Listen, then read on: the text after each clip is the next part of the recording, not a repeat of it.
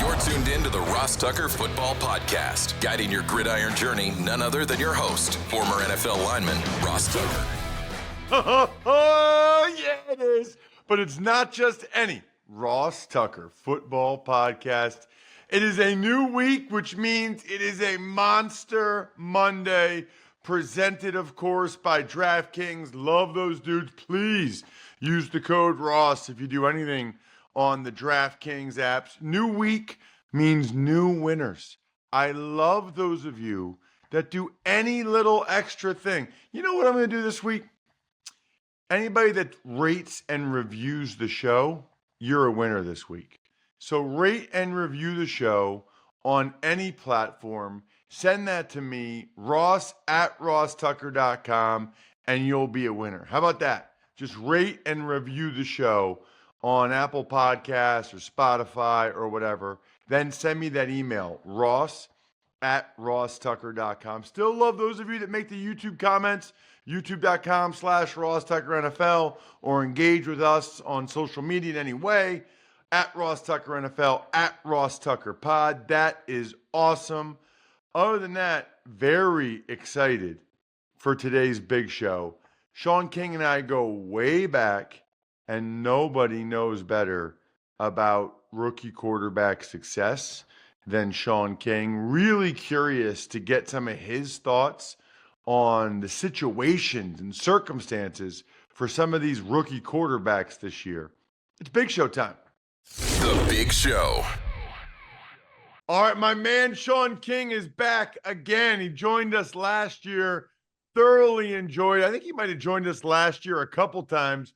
Shaun and I used to do a lot of time together in Stamford, Connecticut, when we were both working for NBC Sports Network on Mike Florio's Pro Football Talk. I had 100 studio days, Shaun. You probably had 100 as well. We were up there a bunch, man. They got to bring that back, man. The people need 24-hour sports on NBC Network. Come on. That would be great, except I don't think there is an NBC network anymore. I think it's That's just what I'm Peacock. saying. They got to bring it back. I love it. Hey, so you're the perfect guy to talk to, in my opinion, this time of year because of what you were able to do as a rookie quarterback in the NFL, getting the NFC Championship game. I think we talked about it when Brock Purdy got there. You know, you got all kinds of love because he was the first rookie to get there since you did. So I want to primarily talk about rookie quarterbacks and how you feel. And I guess I'll start with this. Do you have a strong opinion on whether a rookie quarterback should play or sit? What's best for their development? And or does it depend on the guy? I think it's a case-by-case thing, in my opinion. A guy like Trey Lance, for instance, needed to play. He never was going to get better sitting because he came in so inexperienced. He needed real live reps. He needed to go out and play quarterback and learn how to play quarterback. So sitting him was never going to help. A guy like Michael Penix, for instance, sitting will help Penix, simply because he was so much better later with Kalen DeBoer than he was earlier. A lot of people don't know this, but Kalen DeBoer was his OC at Indiana. And he didn't start initially, but by the time Kalen became the head coach at Washington, he had been in Kalen's system, and he turned himself into a top 10 pick. So I think go and learn behind Kirk Cousins how to be a pro, when to do 1st and 10, when to do red zone, all those intricate things that go into playing quarterback will help him right from the get-go when he becomes a starter, be a dynamic, successful, winning quarterback. Okay. So this is where we need to talk, because to me, what you just said makes like no sense. All right. Okay. So you got to help me with this. Okay. So the guy that only played a year at FCS, right, and isn't ready, he needs to play. Yes. But the guy that's 24 and just played 6 years of college and started a ton of games, he's better off sitting. Like, in my mind, Shaun, it's flipped. It's the opposite. The guy Trey Lance should have sat for a year or two and learned, and Penix should be ready to go. And so when I say Penix is going to benefit from sitting, I'm not saying that he should sit. I think Penix will go somewhere and be successful right away. But sitting is just going to enhance when he actually gets the opportunity to start. A guy like Trey Lance, he's only going to get better by playing live football. That's the only way. You can put him in the film room as much as you want. You can practice him as much as you want. He was never going and is never going to get better until he actually gets a chance to go out and have a Peyton Manning kind of year where he throws 20-plus interceptions. He runs around, he makes some plays, and he learns by failing on the field. In my opinion, that's the only way that kind of quarterback can actually get better. Well, okay, that leads to the next question, Shaun. Why can't we say that for every? I mean, isn't that the same for every rookie quarterback or young quarterback? Wouldn't they all be better off going out there and playing and learning by failing? I think so, but the temperament of the organization and the fan base has to match up with that failure. And here's what I mean by that. And here's why I'm scared that Caleb Williams is going to fail. Everybody you ask about the Bears, when you ask what are their expectations, what do they say? Playoffs. Like they think because the Bears have added a couple pieces this offseason, they have the number one pick, they took a quarterback, that this is all going to organically turn into wins. Well, the NFC North has gotten really difficult lately. Detroit's a lot better. Green Bay's a lot better. So it's not the easy division it used to be. I think those expectations are too high. On the flip side of that, you have some other situations where rookies have been able to come in. They know the team's not any good. The rookie's not expected to win games. They're just expected to go out and get better. And in that situation, what you look for is you look for quarterly improvement. I hope the quarterback's a little better in the second quarter than he was the first, a lot better in the fourth quarter than he was in the second. And we have enough that we can build on the offseason to start playing winning football in year two. Interesting. All right. So you mentioned Penix, so I want to get to him. Your thoughts on the Falcons taking him? I've been pretty outspoken about it, but I wanted to get your thoughts on their decision to draft him number 8 a month after they gave Kirk Cousins $100 million guaranteed over the next 3 years. Well, let me put context on my answer. My dream job is to be an NFL GM. That's the one thing in my life that I haven't accomplished that I would love to. I think I'm extremely good at evaluating talent. And here would be my approach, Ross. Every year in the first round, I would rank the top 32 guys. And wherever we picked, I'd take the guy that's highest on that board. Because I think the first round is where you acquire elite talent, irregardless of position, regardless of deficiencies on your roster. Because to me, that's how you get a top-notch roster, like per se the San Francisco 49ers, where you have all pro caliber players all across the board. And for whatever reason this year, people didn't value the defensive personnel in this draft highly. It's why the first 14 picks were all offensive guys.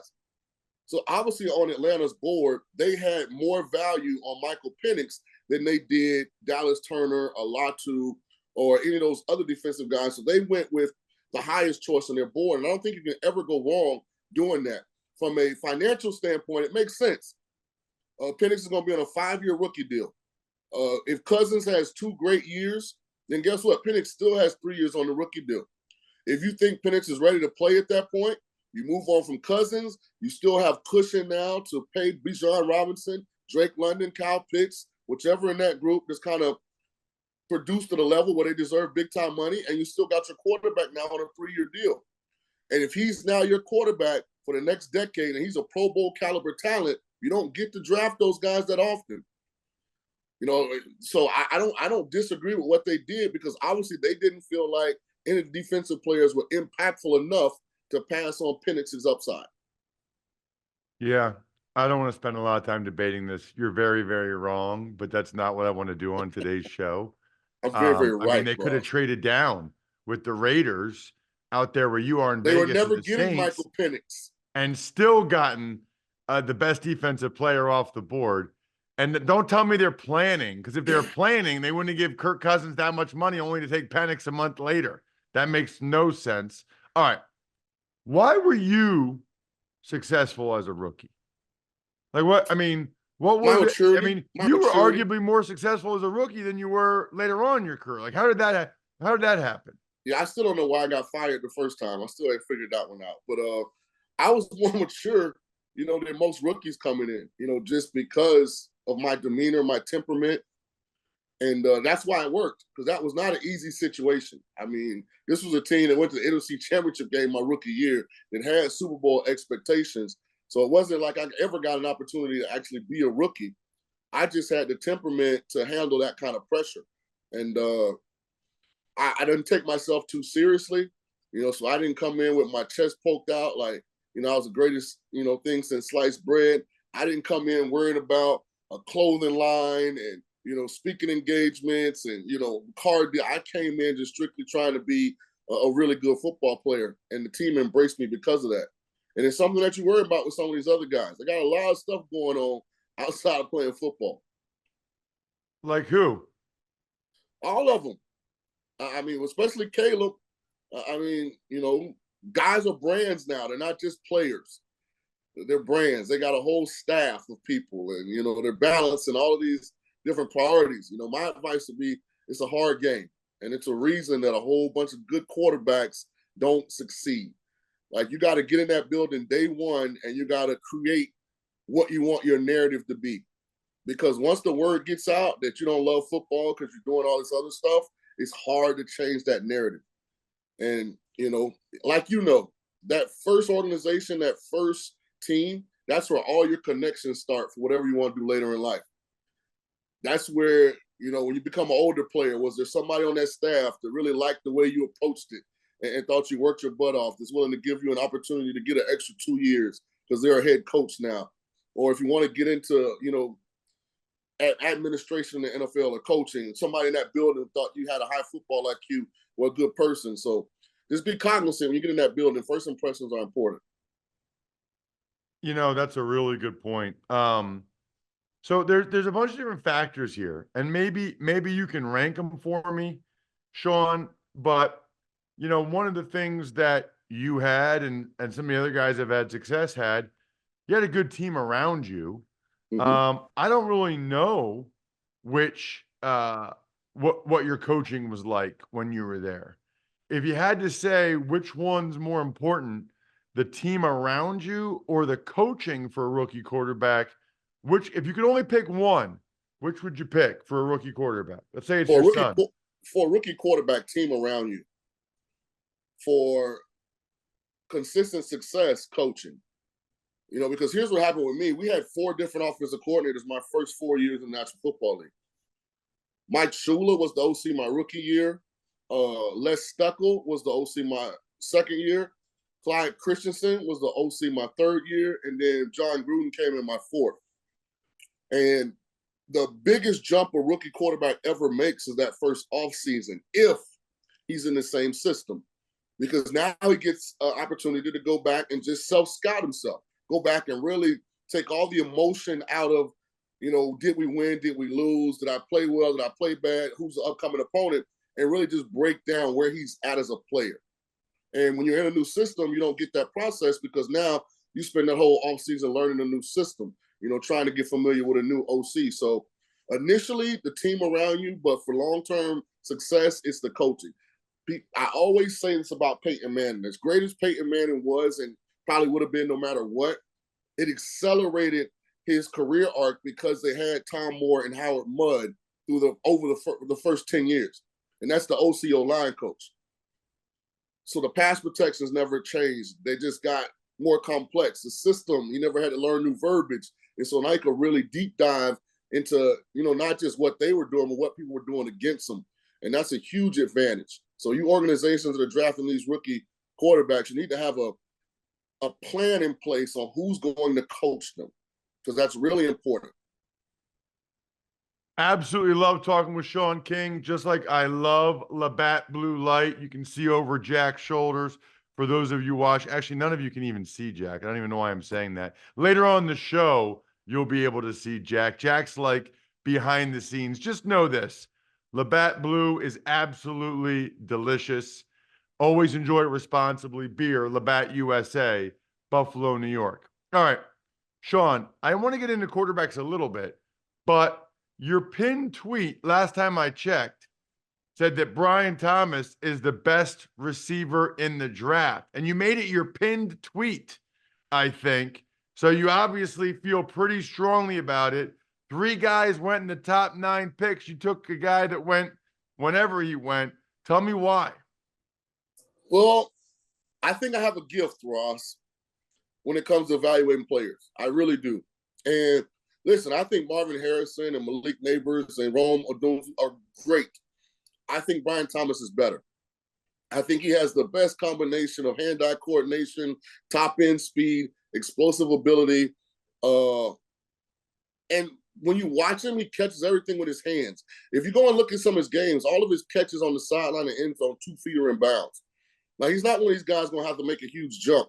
I really think LSU had Justin Jefferson and Jamar Chase. And to me, Brian Thomas has a chance to be Justin Jefferson.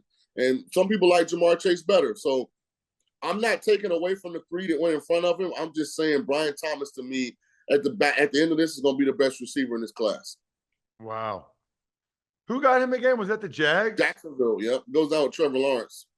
Wow. That's huge. That's a heck of a compliment.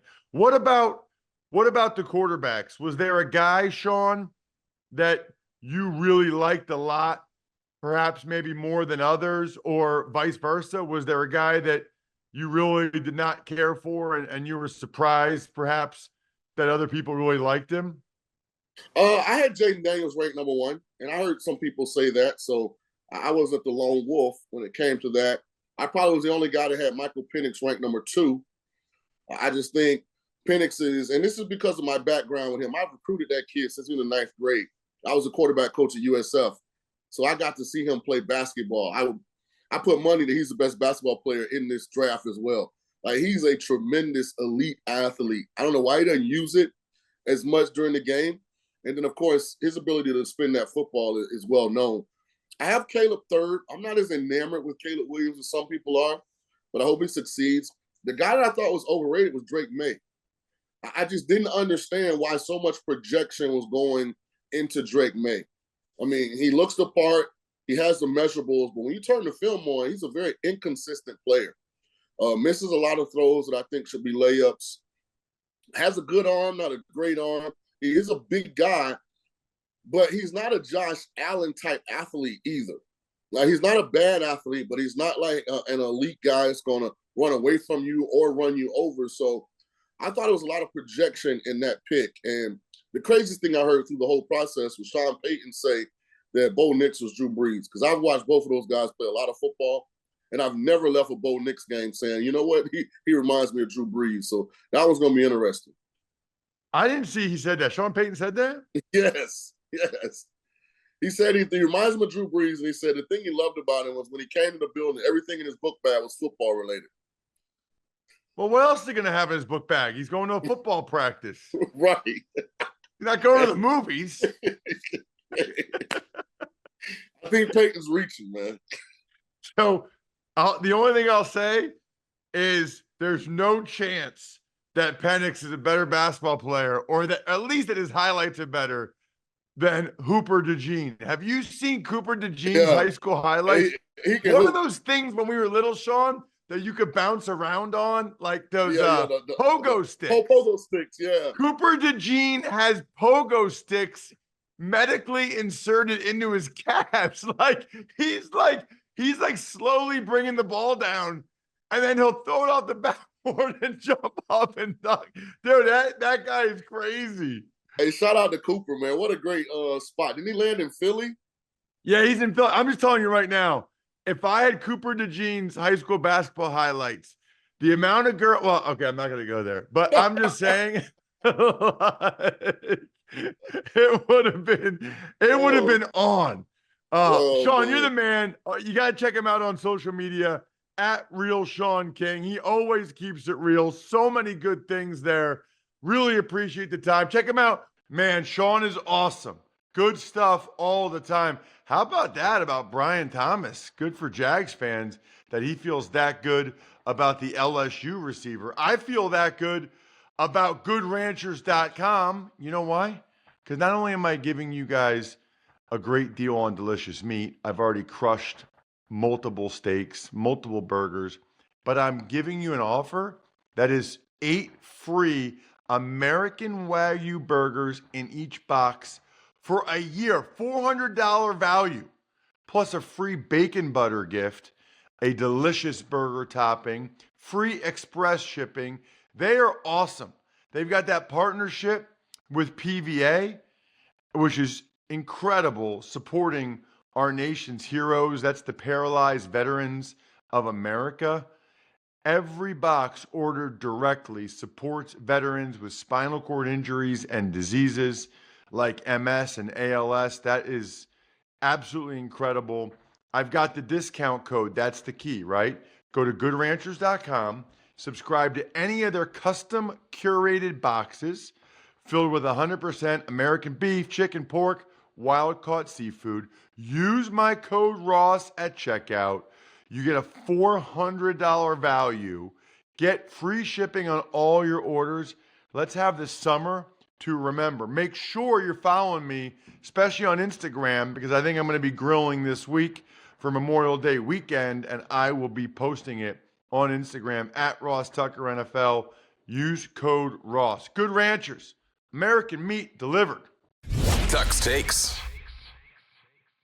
All right, Ross. Vikings, they signed tight end Robert Tonyan. Meanwhile, Chiefs left tackle Wanya Morris was arrested for marijuana possession. Has Tonyan now played for every NFC North team? I mean, Packers for sure. I think he was Bears last year, maybe. And now he's Vikings. He's got to get on the Lions. That'd be an interesting trivia question, Jack. How many guys have ever played for every team in a division? That's hard to do. That's hard. Now, what's interesting for me is I only played in regular season games for 2 different divisions, even though I played for 4 teams. More you know. That's something you did not know. Wanya Morris, I mean, come on, man. He's a starting left tackle right now for the Chiefs, competing with the rookie out of BYU whose name I can't say that they just drafted. You can't be doing stuff like this. You can't be doing stuff like this. Then the organization thinks that they can't trust you.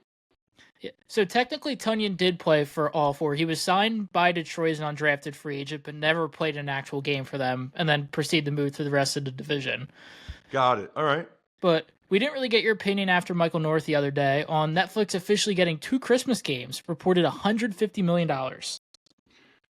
So I'm going to make this my Meaty Monday, presented by GoodRanchers.com, America's best meat delivered to your door. Said it earlier, use code Ross for 15% off a better way to buy meat at GoodRanchers.com. Well, first of all, it's great for the league and the players. $150 million extra. The players get 48.5% of that. That's incredible. Probably bad for fans for the most part, in the sense that, you know, some people that don't already have Netflix are going to now have to pay for it if they want to watch the games. Although I feel like a lot of people do have Netflix. Although I was thinking, so many people go to their parents and grandparents for Christmas. How many people's parents and grandparents have Netflix? Probably a lot. I don't know. Maybe I'm wrong. But if they don't, that could be pure comedy on Christmas. Trying to figure some people's grandparents and parents don't even have smart TVs. Like this could get really interesting on Christmas with this Netflix deal. Former Cardinals running back David Johnson officially retires after 8 years, while current Cardinals rookie Marvin Harrison Jr. is being sued by Fanatics for a breach of contract. David Johnson didn't really even play last year, so that's a situation where, you know, the league retired him more than him retiring, essentially. You know, this Marvin Harrison Jr. thing has to be bad. So for Fanatics to sue him, they probably really did not want to do that. So it had to be a bad situation. A good situation is Jack's hat. What a legendary hat, Jack. This is why people need to watch the social media clips at Ross Tucker NFL, or especially, I guess, at Ross Tucker Pod, and have to watch the show on YouTube sometimes, youtube.com/Ross Tucker NFL. Jack has one of the most hilarious Costco branded hats I have ever seen. And I'll leave it at that. You're going to have to go watch. I think we're done here. Thanks Thanks for tuning in to the Ross Tucker Football Podcast. Make sure to also check out Even Money, Fantasy Feast, and College Draft, all on the DraftKings Network on Samsung TV Plus, YouTube, or subscribe to the podcast on your favorite platform. Shout out myfrontpagestory.com. Less than a month from Father's Day. Your dad loves the newspaper. Put him on the cover. BackOfficeScheduler.com, SteakhouseSports.com, HumanHeadNYC.com, Sporticulture, Pizza Boy Brewing.